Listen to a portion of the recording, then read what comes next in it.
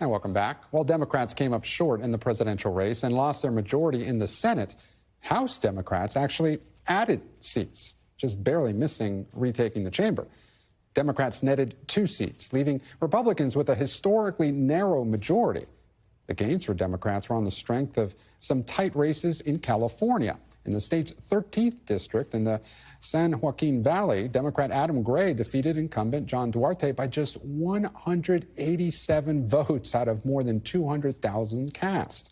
And in the California 45th, down near Orange County, Democrat Derek Tran defeated incumbent Republican Michelle Steele by 653 votes out of more than 300,000 votes cast. And joining me now, fresh off that narrow victory, is California Congressman-elect Derek Tran.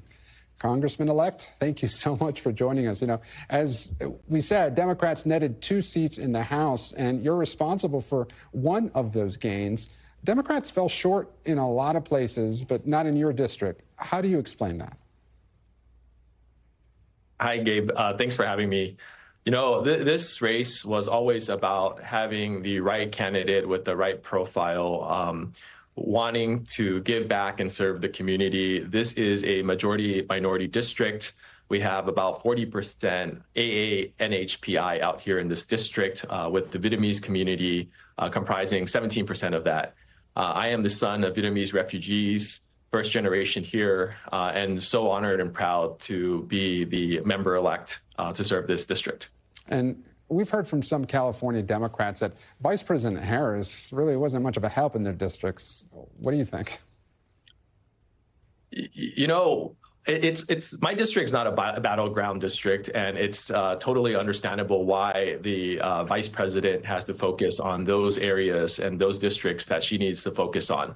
Now, at the end of the day, I ran my campaign. It was powered by the people. We listened to them. We wanted to make sure that they understood that we were going to make them a priority and their issues our priority. So that's what it took to win. And 653 is my new favorite number. And I'm curious, would you like to see Vice President Harris run for governor of California?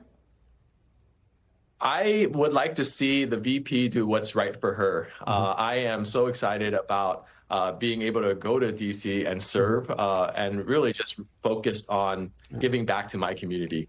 And looking towards that future, does the Democratic Party at large need to make any changes? Why do you think Vice President Harris came up so short? And what does the Democratic Party need to do next?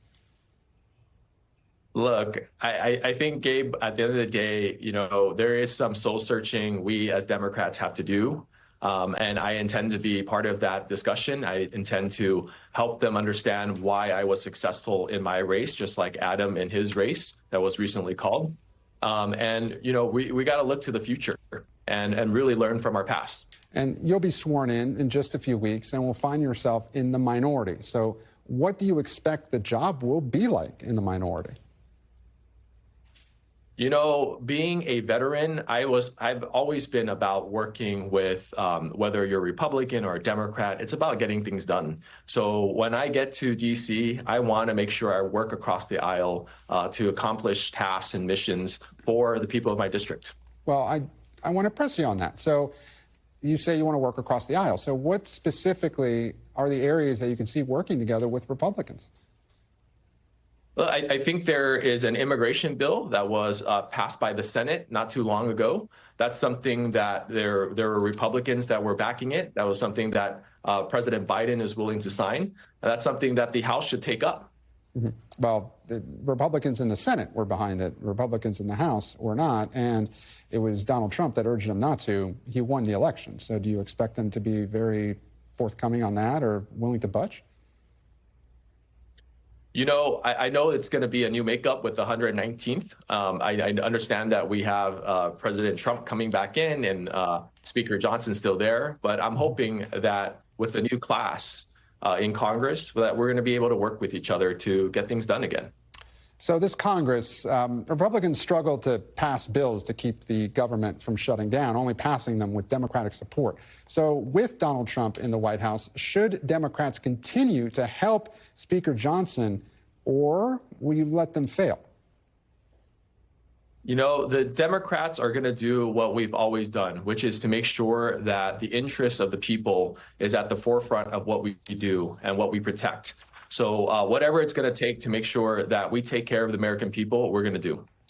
Congressman-elect, with all due respect, Republicans will say the same thing, that the interests of the interest of the people is, in the forefront of their thoughts as well. So do you see the gridlock, loosening up at all?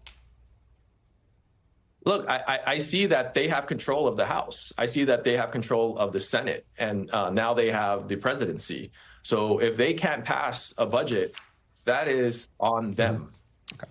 And so we started the hour with some reporting on President Biden considering preemptive pardons for folks that may find themselves prosecuted by the Trump administration, including your state senator-elect Adam Schiff and Dr. Anthony Fauci. Is that something you'd support?